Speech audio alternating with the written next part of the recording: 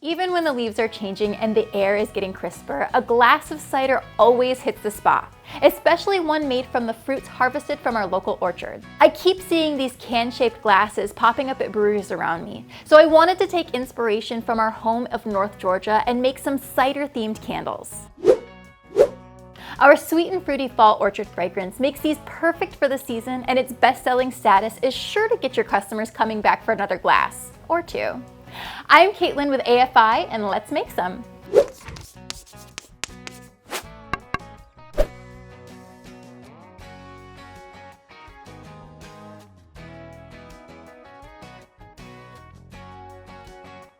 As always, make sure you're selecting containers with glass that's thick enough to handle the heat of a burning candle.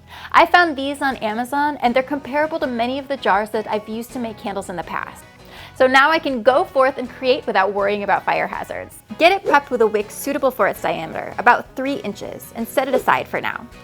Onto the wax. I've got AFI's in-house premium soy wax melted down and sitting at a temperature of about 185 degrees here, so we can get it measured out. Measure out enough wax to fill about 80% of the jar. With a 12-ounce total capacity, I'm starting with 10 ounces for now. While it's still hot, add some amber candle dye. A gram of dye chips or a drop or two of liquid candle dye is all you need to get a pretty cider color. Let it cool to 175 degrees before adding a 6% load of our fall orchard fragrance oil. A blend of classic fall fruits like apples and oranges, complete with finishing notes of warm vanilla and spice that almost give it a bakery or brewery kind of feel. After stirring for a minute or two, give it some time to cool before the first pour. Ensure your jars aren't cold before you fill them to prevent sinkholes and wet spots. I warm mine with a heat gun, but you can also place them in a preheated oven that's been turned off to prep a bunch at a time. Fill the jar with wax, which will leave some space at the top for the frothy topping we're about to make. Reheat the wax to 185 degrees. Measure out 2 more ounces, cool, and then add the rest of the fall orchard fragrance. To give the wax topping a foaming look, give it some time to start solidifying on the surface so it's slightly opaque. This process is a lot like making whipped wax. When there's a small layer of cooled wax, use a spatula to fold it together and hand whisk it until it's uniform and fluffy. If you want to save yourself the arm workout, you can use a hand or stand mixer, but be careful not to whip it too much. You want it to be soft and pourable, as opposed to the stiff peaks needed to make wax frosting. When it looks like this, spoon the wax foam onto the jar, shaping it a bit with the spatula.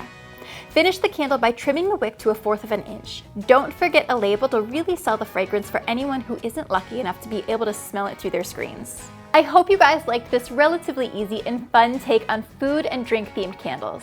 Find this fragrance and tons of other seasonal favorites on our web store so you can prep your own line for the busiest shopping season of the year. If you want tips on getting your candle business off the ground, head on over to Fragrance University for a free course with hours of helpful content. I'm Caitlin, and I hope you'll stick around for future videos by subscribing and ringing that bell icon. Thank you so much for being a member of the Fragrance Fam. Bye guys!